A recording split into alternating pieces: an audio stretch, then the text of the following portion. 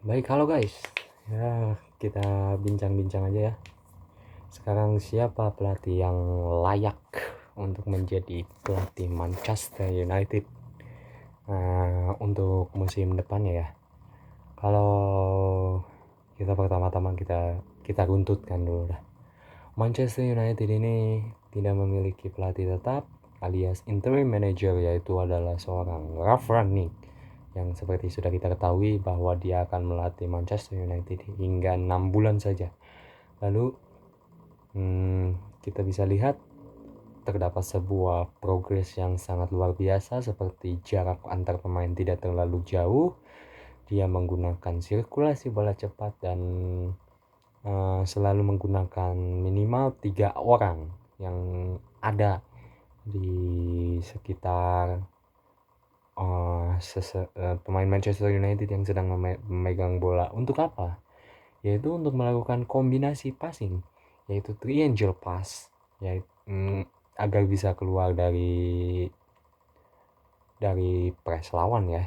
Dan itu sebuah perkembangan yang sangat luar biasa bagusnya, dan tingkat pressure dari para pemain Manchester United pun sudah meningkat, seperti Cristiano Ronaldo yang sudah ingin melakukan pressing, Marcus Rashford tentu yang pasti yang sudah kita ketahui bahwa adalah Fred itu number one dari etos kerjanya, dari semangat kerjanya gitu. Lalu ya mungkin Mason Greenwood buat gue udah ada peningkatan dari tidak egoisnya gitu, tercermin seperti di babak kedua ketika melawan Crystal Palace, yang dimana Fred mencetak gol itu kan murni assist dari seorang Mason Greenwood, which is good for Manchester United. Dan ya yang seperti kita ketahui ketika melawan Young Boys itu 100% pemain yang cadangan, benar-benar cadangan, the real Young Boys versus klub Young Boys. Dan dia bisa mendapatkan hasil seri itu sangat luar biasa ya, karena kayak pemain Amad Diallo, Anthony Elanga, terus Charlie Savage, anaknya Robbie Savage, lalu ada lagi Dean Henderson, Tom Heaton, dan you name it lah, Zidane Iqbal. Dia mendapatkan kesempatan untuk bermain dan not bad, dan itulah pentingnya. Lalu kita berbicara soal siapakah pelatih yang layak untuk memegang tahta kuasa di Manchester United on the bench. Kalau kita sebutlah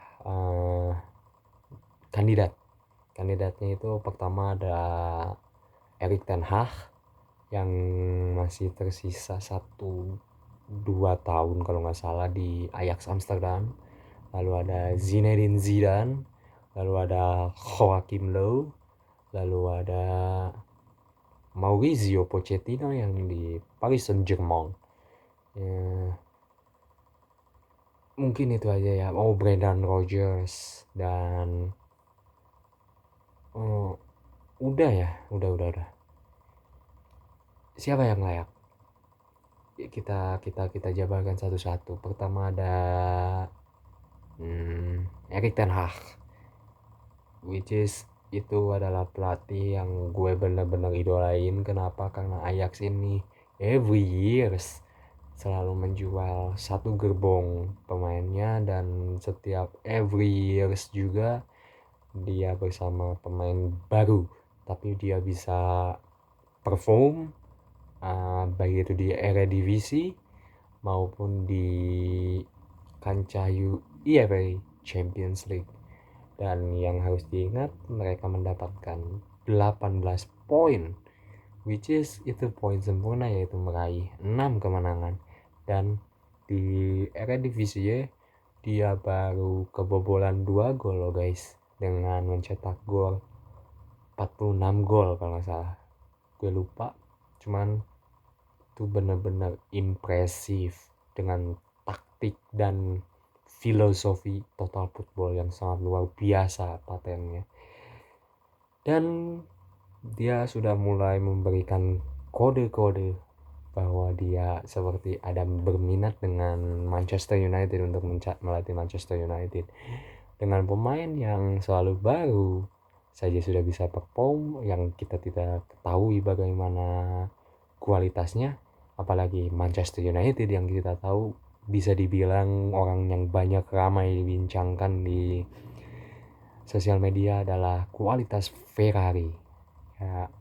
Dan Edwin van der Sar pun sudah ngasih kode kayak di sini di Ajax saya menikmati suasananya dan saya sangat tersanjung dengan penyebutan namaku di Old Trafford. Bukan sekarang namun percayalah, saya pun percaya bahwa waktu itu akan tiba. So kita see on the future nanti.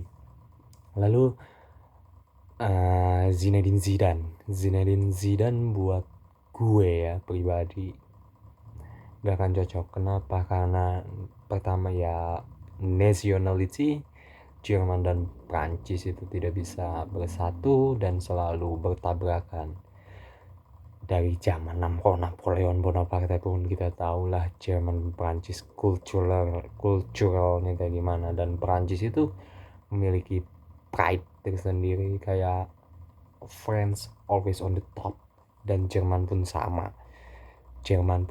Orang Jerman itu harus yang diingatnya adalah pride dia menggunakan bahasa Jermannya itu luar biasa ya. Dan karena disebabkan Jerman ini cukup berpengaruh ke jalannya dunia ini berjalan, itu sangat luar biasa. Jadi mereka seperti bangga aja dan kayaknya tidak bisa ya sih kayak bersatu Zinedine Zidane dengan Ralf Rangnick, but we never know. Cuman kalau gue nggak cocok sih. Yang berikutnya ada Brendan Rodgers.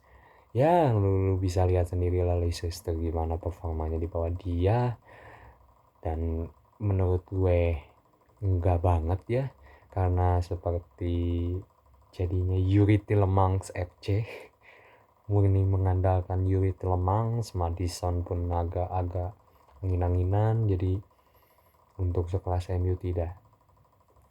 Yang seksi ini adalah Mauricio Pochettino. Pochettino ini di Tottenham oke perform, di Espanyol pun perform, dapat mempersulit gerak dari Real Madrid dan FC Barcelona kala itu.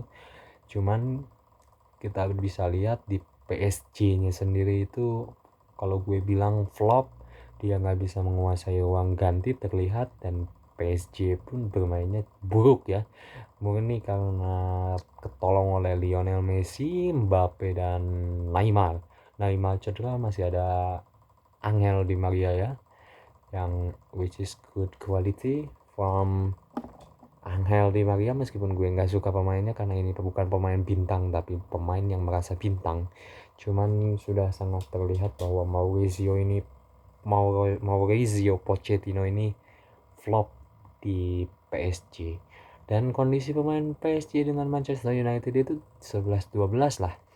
Semuanya egonya besar, seperti Paul Pogba, seperti Cristiano Ronaldo, seperti Marcus Rashford, Jadon Sancho, lalu ada Bruno Fernandes, Frank McTominay, De Gea, Harry Maguire, Rafael Varane. Itu egonya semuanya ada di atas, dan gue nggak yakin dengan kondisi Mauricio Pochettino on PSG bisa mengatur ruang ganti atau nge-grip Manchester United, ruang ganti dressing roomnya Manchester United. Lalu bagi gue siapa yang pantas untuk memegang Manchester United on the next season? Yang pertama pasti gue prefer ke Ralf Rangnick sendiri. Kenapa? Karena dia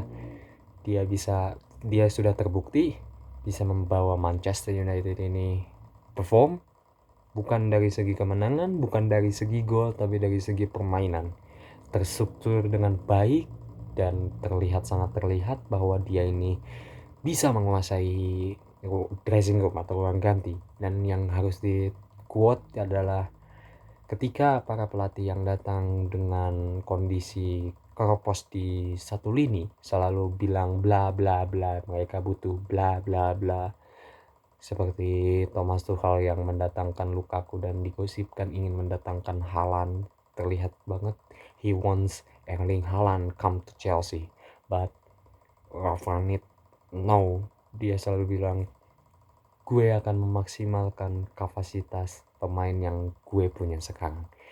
Lalu yang berikutnya yang pas untuk Manchester United adalah Erik ten Hag. Kenapa? Karena visi dan misi seorang Erik ten Hag ini sesuai dengan Ralf Rangnick. Ralf Rangnick ini kita ketahui bahwa dia menyukai pemain muda. Kenapa? Karena pemain muda ini recovery dari cederanya sangat cepat. Tidak seperti pemain yang sudah uzur atau tua atau afkiran yang lama. Dan Erik ten Hag kita tahu sendiri di Ajax Amsterdam bagaimana. Bahkan jika Erik ten Hag masuk ke Manchester United, which is strukturnya adalah Ralf Rangnick naik sebagai Dirtek bersama John Murtough, dan masuknya Erik ten Hag ke Manchester United sebagai coach, dan dia pasti akan menarik Edwin van der Sar.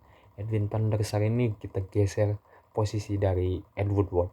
Jadi CEO-nya adalah Edwin van der Sar, Dirteknya adalah Ralf Rangnick, dan for be a coach is Erik ten Hag. Ini pendapat gue, dan kita lihat seperti hawar-hawar bakal banyak pemain yang lepas, which is good. Kita bisa punya duit dan bisa belanja pemain bagus tanpa menunggu cair dari Jules Glazer atau keluarga Glazer. Jadi yang seperti kita ketahui bahwa dia sangat, meskipun ya dibilang pelit enggak, tapi susah lah gitu buat keluar duit. Oke guys, ini pendapat gue, dan gue rasa Cristiano Ronaldo yang digosipkan untuk mau dibeli PSG is good buat beli pemain lagi. Thank you.